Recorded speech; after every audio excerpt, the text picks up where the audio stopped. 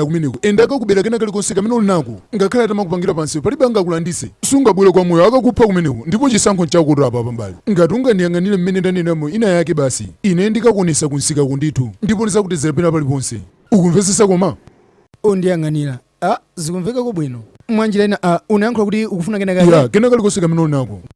palibe vuto mwanjira tizipita ndikupaseni yake mene kufuna muramvesesa chabwino ndikubwera ndingompusha mbali yere muri mmene muni mmene legozi makhalira mbali muri wina aliyese amangofuna covid pambuyo pa zimene zizo pamangofunikira ndalama basi kuti upange survive mu legozi munomu ndeno pakufunika uzionesesa tumbaliro ndakunyada tunchimwene ndizochepa zomwezo bebasi amwene iyambani madekha ndizikusogolera ndineyo tamatiyeni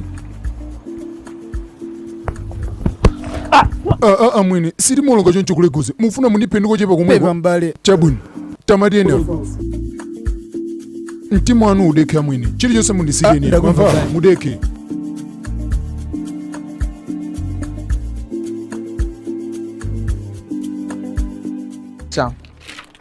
komatu zinthu zonzapiti ya 100,000 simmesa nnakuwuzani pachi mtengo umene usukulu ndi wapano patwayi ndikungopangira pachinzake ndakukanga ndakupasani pa mtengo wa 10,000 basi ndangopanga izi chifukwa choti ndiwophunzira sinnafuna kuti uwononge ndalama zambiri ani kandi ndakupasa mtengo wabwino ineyo mukuziwa mtengo wake ni 150 ku 10,000 tangoperekani apa okay chabwino ndikandikuyang'anira ndalama zanu ndikupaseni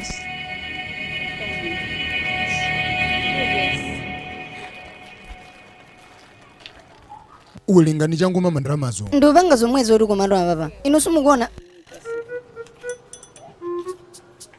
eni ndalama zanu ndizi zachitika sinikasegulire kunyumba mukasegulire kwanu pangani changu osadandayi ndalama nzokwana izi muyende bwinonso pangani changu ndati mtima wako udekhe pasino sipafuna pumayi udekhe ndati udekhe uyime choncho chabwino tasendezera kuno uyime choncho tione magamiro mene akubwerera uyime choncho pamufunika kumuonesesa kuyang'ana uku kena kuti mapunga zooloka tiyeko changu iwe udekheso apa tipanga zoti tikwerapo iya tisemeni temani ndiyozaza mazi ndoseza tati